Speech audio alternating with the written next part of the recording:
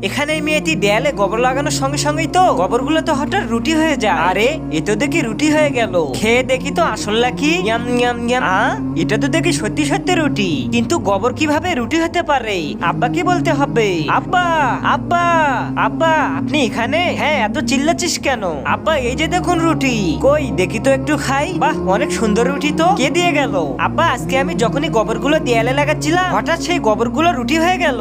আরে ধ্যাত, আমার মনে হয় তুই ঘরে বসে থেকে থেকে পাগল হয়ে গেছিস। আরে আব্বা আমি পাগল হইনি, চলেন আমি আপনাকে দেখাচ্ছি। আচ্ছা ঠিক আছে চল দেখি। এরপর তো লোকটি সেটা ভালোভাবে দেখতে যায়। তারপর মেয়েটি তার হাতে থাকা রুটিগুলো তার বাবাকে ধরতে দেয়, আর মাটি থেকে এক মুষ্ঠ গোবর নিয়ে সেই দেয়ালে লেগে দেয়, আর সঙ্গে সঙ্গে সেই গোবরগুলো তো রুটিতে পরিণত হয়ে যায়। হ্যাঁ আব্বা এই যে দেখুন। সখিনা, এই সখিনা। হ্যাঁ বলো। এদিকে আয় এদিকে আয়। দাঁড়াও আসতেছি।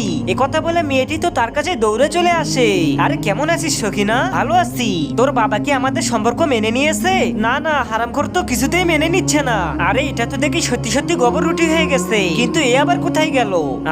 পাশের বাড়ির বল্টু আবার এসেছে। দাঁড়া, আজকে ওকে মজা দেখাতে হবে। এই যে দাঁড়া হারামখোর, তোকে কতবার বলেছি ওই পাশের বাড়ির বল্টুর সঙ্গে কথা বলবি না।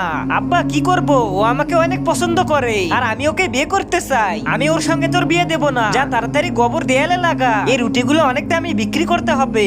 আরে এই শালা পুরো কবে মারা যাবে? আরে আব্বা এখান থেকে গোবর কি হয়ে গেল? আব্বা এখানে কি খুঁজতেছেন? আবে এখানে গোবর ছিল, সেটা কি হয়ে গেল? ও গোবর, ওগুলো তো আমি ফসলে ফেলে দিয়েছি। আরে পাগলের বাচ্চা, কোথায় ফেলে দিয়েছিস? তাড়াতাড়ি বল। ওই তো সামনের ক্ষেতে। সখিনা তাড়াতাড়ি চল, গোবরগুলো আনতে হবে। হ্যাঁ বাবা চলো তাড়াতাড়ি যাই। তার আগে আল্লাহর এই ছবিটা দেখে যারা এড়িয়ে যাবে তাদের মনের আশা কখনো পূরণ হবে না। আর যারা আল্লাহর এই ছবিটাকে মন থেকে ভালোবেসে ভিডিওতে লাইক আর চ্যানেলটাকে সাবস্ক্রাইব করে কমেন্টে আল্লাহ লিখবে, তাদের সকল মনের আশা পূরণ হয়ে যাবে। আমিন।